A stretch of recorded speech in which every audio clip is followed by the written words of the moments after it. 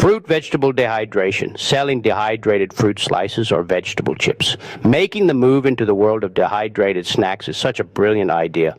Not only am I tapping into the massive trend for healthy, shelf-stable, and portable snacks, but I'm also engaging in one of the oldest and most effective forms of food preservation.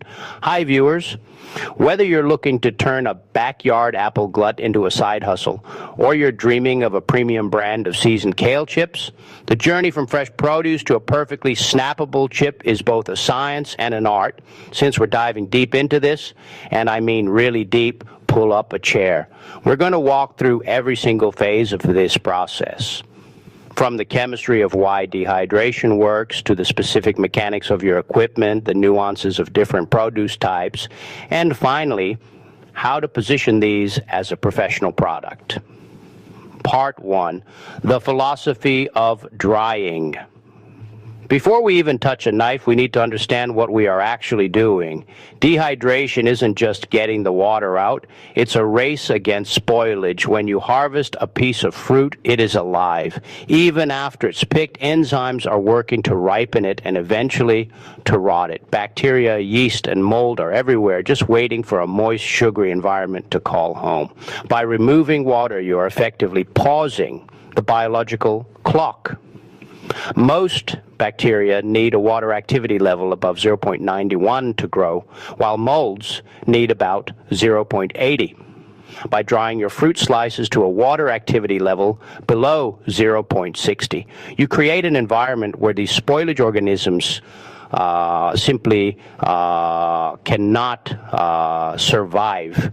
But there's a catch. You have to remove that water without cooking the food. If the temperature is too high, you harden the outside, case hardening, trapping moisture inside and leading to internal mold. If it's too low, the food stays damp for too long and spoils before it even dries. Our goal is the sweet spot, constant airflow, and gentle, controlled heat. Part 2, selecting your canvas. You cannot make a premium dehydrated product from subpar produce. A common mistake beginners make is thinking dehydration is a way to save bruised or overripe fruit. While you can certainly do that for personal snacks, for a commercial product, the quality of the raw material is 90% of the final result. For fruit slices, you want fruit that is eating ripe, firm but full of flavor. Apples. Look for varieties that hold their shape. Honeycrisp, Fuji, and Granny Smith are industry favorites because they don't turn into mush. Berries. Strawberries should be deep red all the way through. If they have white shoulders, they'll be tart and pale when dried. Tropicals. Mangoes should be just soft to the touch. If they are too fibrous, like some Tommy Atkins varieties, like Timoretz, the dried slice will feel like chewing on a sweater. Look for Kent or Keat varieties. For vegetable chips, here starch and structure are your friends. Root veggies, sweet potatoes, beets, and carrots are the kings of the veggie chip world. They have enough natural sugar to caramelize slightly, but enough starch to stay crunchy. Kale. Always use lacinato, dino, or curly kale. Remove the woody ribs, or your customers will feel like they're eating twigs. Part 3, the toolkit. If you're selling these, a standard kitchen oven usually won't cut it. Ovens often don't go low enough in temperature. Most bottom out at 170 degrees Celsius, which is too hot for many fruits, and they lack the airflow necessary to move the moisture away. The dehydrator. You need a horizontal airflow dehydrator. These look like small cabinets with a fan at the back. This design ensures that every tray gets the same amount of air. Vertical flow dehydrators, the ones that stack like donuts with a fan at the bottom, often result in the bottom tray being bone dry while the top tray is still damp. The mandolin slicer. Consistency is the law of dehydration. If one slice is 2 mm thick and the next is 5 mm, they will dry at different rates. A professional grade mandolin is your best friend. It allows you to produce hundreds of identical slices in minutes. Safety tip. Always use the handguard or cut-resistant gloves. Mandolins are notorious for dehydrating fingertips if you aren't careful. Part 4, pre-treatment, the secret to pro results. Have you ever noticed how home-dried apples look brown and leathery, but store-bought ones are bright and crisp? That's all in the pre-treatment. Oxidation prevention. Many fruits, apples, pears, bananas, turn brown the moment oxygen hits them. To prevent this, ascorbic acid, vitamin C, dip, dissolve crushed vitamin C tablets or commercial Ever Fresh powder in water. Soak slices for 5 minutes. Citrus juice, a mix of lemon juice and water works, though it adds a tart flavor. Honey water. A 1.4 ratio of honey to warm water creates a glaze that prevents browning and adds a beautiful sheen to the final product. Blending and blanching. For vegetables, you often need to fix the color and soften the cellular structure.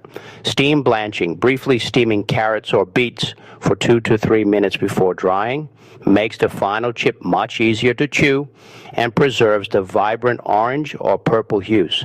Checking for grapes or blueberries. These have waxy skins. You need to dip them in boiling water for 30 seconds to crack the skin, allowing moisture to escape. Without this, they might never dry. Part 5, the dehydration process. Now we get to the heart of the work. Arrange your slices on the trays. The golden rule, no overlapping. Air needs to touch every millimeter of the surface area. Temperature settings, herbs 95 Fahrenheit. They are delicate and lose their oils easily. Vegetables 125 Fahrenheit. This preserves minerals and enzymes. Fruits 135 Fahrenheit. This is the standard for most fruit slices. Meat, if you ever do jerky, 160 Fahrenheit. This is for safety to kill pathogens. The drying curve. Dehydration isn't linear. In the first 2 hours, the food loses moisture rapidly. This is called surface evaporation.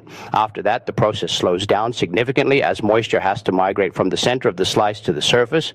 This is why a tray might look almost done for 4 hours. Be patient. Testing for doneness. Never check for doneness while the fruit is still warm. Take a slice out, let it cool for a minute, and then test it. Fruit should be leathery or pliable. If you tear it, there should be no visible moisture beads. Vegetable chips should snap when bent. If it bows or feels flexible, it needs more time. Part 6, conditioning, the pro step.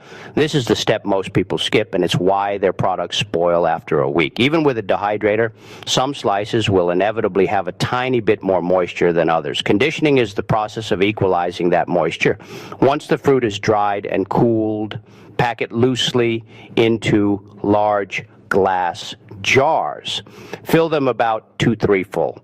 Shake the jars daily for about 7 to 10 days. If you see condensation on the glass, the fruit is not dry enough. Put it back in the dehydrator. If the slices stick together, shake them loose. After a week, if no moisture appears, the batch is conditioned and shelf stable. Part 7, seasoning and flavor profiles. Plain dried fruit is great, but chili, lime, mango, or sea salt and vinegar beet chips are products. For fruits, cinnamon, nutmeg, classic for apples. Ginger powder, incredible on dried pineapple. Tajin, a game changer for mango or watermelon slices. Vanilla bean sugar, dusting strawberries with a tiny bit of vanilla sugar before drying creates a candy-like experience. For vegetables, nutritional yeast. This gives kale chips a cheesy flavor without the dairy. Smoked paprika adds a BBQ vibe to sweet potato chips. Truffle salt for high-end gourmet mushroom or potato chips. Pro tip, apply seasonings before drying if you want them to bake into the fruit, or immediately after while still slightly warm if you are using a fine powder. For kale chips, you actually want to massage a wet dressing, tahini, lemon, spices into the leaves before they hit the trays. Part 8, packaging for profit. Oxygen and light are the enemies of dehydrated food. Once your product is conditioned, you need to protect it. Packaging materials. Mylar bags, these are the gold standard. They block all light and oxygen. Vacuum sealing, great for long-term storage, but it can crush delicate chips. Clear gusset bags. These look beautiful at a farmer's market because customers can see the vibrant colors. If you use these, make sure they are high barrier bags to prevent moisture from seeping back in, oxygen absorbers. For a commercial product, dropping a small 100cc oxygen absorber packet into the bag before sealing will significantly extend the shelf life. It pulls out any residual oxygen, preventing the fats in the produce from going rancid. Part 9, scaling your business. If you're moving from hobby to selling, you need to think about the logistics of volume. Sourcing. Buying apples at the grocery store for $2 a pound won't leave you much profit margin. Contact local orchards. Ask for seconds. These are fruits that are slightly misshapen or have skin blemishes but are perfectly fine inside. Since you're slicing and drying them anyway, the external look doesn't matter. Labeling. Be transparent. List the ingredients clearly. In many regions, if you add sugar or preservatives like sulfur dioxide, though I recommend avoiding it for a natural brand, you must disclose. I need to highlight the single ingredient nature of your snacks if they are pure. It's a huge selling point. The cottage food laws, check your local regulations. Many states and provinces have cottage food laws that allow you to sell low-risk items like dehydrated fruit made in your home kitchen, provided you stay under a certain income threshold. If you grow beyond that, you'll eventually need a commercial kitchen space. Part 10, troubleshooting. Common issues. Even the pros run into trouble. Here's how to fix the most common dehydration disasters. My fruit is sticky. This usually happens with high sugar fruits like peaches or figs. It doesn't necessarily mean they aren't dry. Sugar is naturally hygroscopic. It attracts water. Try dusting them with a tiny bit of cornstarch or tapioca starch to reduce stickiness. The chips are tough, not crunchy. This is usually a slice lie. If